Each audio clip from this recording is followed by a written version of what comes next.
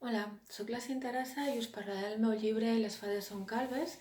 És un llibre il·lustrat pel Jean López Domínguez, de l'editorial Jo el Llibre. És una història molt especial per a mi.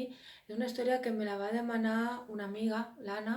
Em va dir que la seva germana s'havia convertit en fada calba i que necessitava que algú expliqués la seva història, sobretot per als nens i nenes que, com els seus nebots, la Valèria i el Daniel, es trobaven que a casa seva un dia la seva mare o el seu pare es convertien en fades calbes.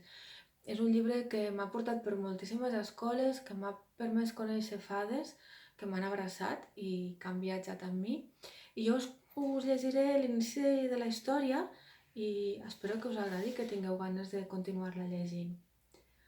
El primer capítol es diu El pati. Ma mare és calba perquè té poders màgics. És una fada, va deixar anar la Valèria, quasi cridant a l'Eli i la Mary a l'hora del pati. La Valèria havia dit que sa mare era una fada després de sentir que l'Eli i la Mary xiu-xiuejaven. Has vist?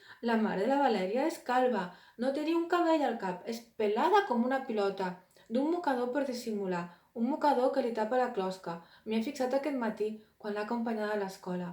Havien parlat fluixet, però ella les havia sentides perfectament. Després, totes dues havien esclafit a riure.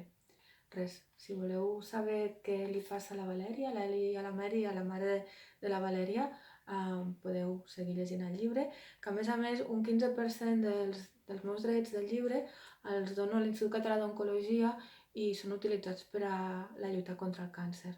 Bon Sant Jordi a tothom, una abraçada molt forta.